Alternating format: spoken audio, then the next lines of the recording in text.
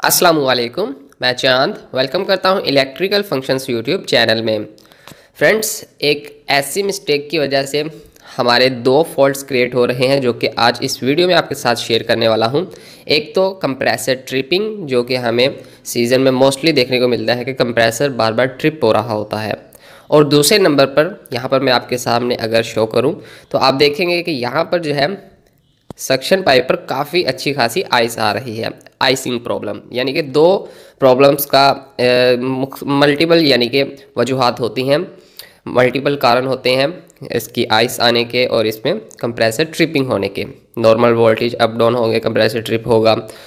Gas आपकी लो होगी तो डिस्चार्ज पाइप पर आइस आएगी। चोकिंग प्रॉब्लम होगी तो आइस आएगी।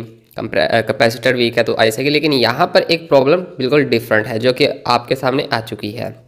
फ्रेंड्स, यहाँ पर आप देख सकते हैं फ्लैट नट के साथ ही बैक साइड पर आप देखेंगे तो फुल बेंड हुआ है पाइप, यानी कि टाइट करते हुआ है या कैसे हुआ है टेक्नीशियन ने गौर नहीं किया, ध्यान नहीं किया इसको अच्छे से, यानी कि उसने कंप्लीट नहीं किया। हो सकता है उसको या नज़र में ना आया हो या फिर उसने इसको इग्नोर कर दिया हो। ये एक बहुत ही बड़ा फॉल्ट है फ्रेंड्स। इसी की वजह से आइसिंग भी होती है, क्योंकि यहाँ पर स्प्रे का अमल होता है बहुत ही ज़्यादा। अगर यहाँ से बेंड हो जाएगा, पंच हो जाएगा तो यहाँ पर डेफिनेटली स्प्रे होगा, कैपलरी की शक्ल इख्तियार हो जाएगी, कैपलरी वाला फंक्शन बन जाएगा, स्प्रे होगी, यहाँ पर लिक्विड आएगा तो यहाँ पर जो है फिर आइसिंग शुरू हो जाएगी। और दूसरे नंबर पर कंप्रेसर की तरफ देखा जाए तो वहाँ पर लोड पड़ेगा, गैस की सर्कुलेशन में फ़र्क आएगा और कंप्रेसर पर अच्छा खासा लोड पड़ेगा। जैसे कि कैपलरी का साइज़ अगर आप अप डाउन कर दें या ज़्यादा कर दें या कम कर दें तो कंप्रेसर के साथ मैचिंग ना होने की वजह से ये प्रॉब्लम क्रिएट हो जाती है। कंप्रेसर ओवरहीट होता है, हाई एम्पेयर पर चलता है, ट्रिप हो जाता है हाई एम्पेयर ओवरहीट होने के बाद। तो ये दो प्रॉब्लम आपके साथ मैंने शेयर की कि इस वजह से ये प्रॉब्लम क्रिएट होती है। अब यहाँ पर भी आप देखेंगे तो यहाँ पर भी सक्शन पाइप जो है वो बिल्कुल टेढ़ा हो चुका है, यानी कि बेंड हो चुका है। अब ये तो नॉर्मल बेंड है, लेकिन नॉर्मल भी नहीं कहेंगे, 50% बेंड है और 50% अंदर क्रॉसिंग है। तो इससे भी ज़्यादा अगर बेंड हो तो और ज़्यादा जल्दी प्रॉब्लम बनेगी, मतलब आइसिंग होगी और या फिर कंप्रेसर ओवरहीट होकर ट्रिप होगा।